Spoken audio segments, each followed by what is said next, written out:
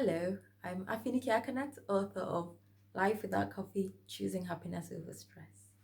Today I'll be reading from page 107, which is actually the beginning of chapter 8. Perspective is everything. For one person, a cough might be a small problem, at least it's not cancer, while another might consider it the worst problem in the world because he's normally very healthy. Unfortunately, there are people who have to live with long-term conditions and sometimes even get defined by it. Some conditions are more obvious than others. People with depression, diabetes, hypertension, or epilepsy, for example, may look completely well most days, while others get labeled as the autistic boy or the girl with cerebral palsy because their condition is a bit more obvious. It does not really matter what the condition or label is. What really matters is how one sees him or herself. Some people enjoy playing the sick role and enjoy being looked after. They may never admit it, but they constantly expect help and pity for their condition. They are not willing to push themselves or even take responsibility for their own health because they feel that something bad has happened to them. Therefore, everyone else should look after them. It is this kind of people that I've had to exercise the most patience with because this attitude is completely opposite to my personality. The patients I admire most are the ones that take control of their circumstances to the best of their ability, learn about and manage their condition well so that they can live a good life with as few restrictions as possible. This goes back to the point of interdependence. Those that accept the professional help available and do their best to manage their condition well usually have better outcomes than those who expect the doctor and family to do everything for them because they are sick. As a GP, I see different kinds of people, and one of the famous quotes in medicine, which I love, says that it is more important to know what kind of person has a disease more than what kind of disease the person has.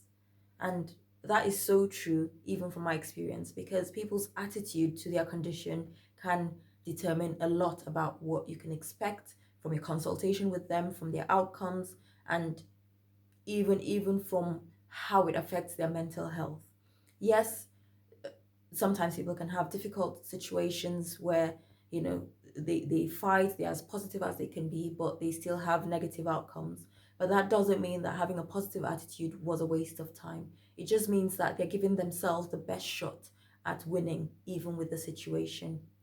We hear of people, even with cancer, people needing physiotherapy, coming out of it because they had a more positive attitude and were more able to understand their condition, cooperate with professionals, and get help. While those that just think everybody else needs to sort their problem out, doctor, what can you give me? Family, what will you do for me? I'm the sick person here. Those kinds of people don't really do well with the condition.